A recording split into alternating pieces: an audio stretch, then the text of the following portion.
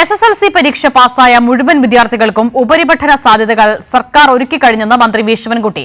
പ്രവേശനത്തിനുള്ള trial run May 24-ന് ആരംഭിക്കും. June 18-ന് higher secondary ക്ലാസുകൾ തുടങ്ങുന്നതിനുള്ള സംവിധാനങ്ങൾ ഒരുക്കിയിട്ടുണ്ടെന്നും മന്ത്രി വ്യക്തമാക്കി.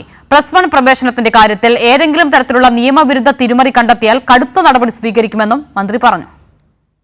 4,24,583 വിദ്യാർത്ഥികളാണ് ഈ വർഷം +1 പ്രവേശനത്തിന് യോഗ്യത നേടിയത്. മുഴുവൻ വിദ്യാർത്ഥികൾക്കുമുള്ള ഉപരിപഠന സാധ്യതകൾ വിദ്യാഭ്യാസ വകുപ്പും സംസ്ഥാന സർക്കാരും ഒരുക്കിക്കഴിഞ്ഞു.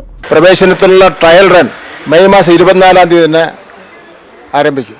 അത് കഴിഞ്ഞാൽ ജൂൺ മാസം 18-ാം തീയതി +1 ക്ലാസുകൾ, 1-ാം വർഷ ഹയർ സെക്കൻഡറി ക്ലാസുകൾ തുടങ്ങുന്നതിന് വേണ്ടിയുള്ള സംവിധാനമാണ് ഒരുക്കിയിരിക്കുന്നത്.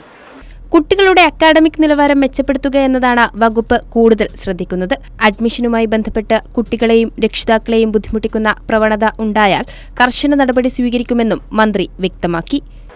ഏത് സ്കൂളിൽ നിന്നുണ്ടായിരുന്നാലും, അത് എയ്ഡഡ് സ്കൂളായിക്കോട്ടെ, അൺഎയ്ഡഡ് സ്കൂളായിക്കോട്ടെ, ഗവൺമെൻറ് സ്കൂളായിക്കോട്ടെ, കർശനമായ നടപടി സ്വീകരിക്കുമെന്നുള്ള കാര്യത്തിൽ യാതൊരു തർക്കവും വേണ്ട. അതൊന്നുകൂടെ ആവർത്തിച്ച് പറയുവാൻ ഞാൻ ആഗ്രഹിക്കുകയാണ്.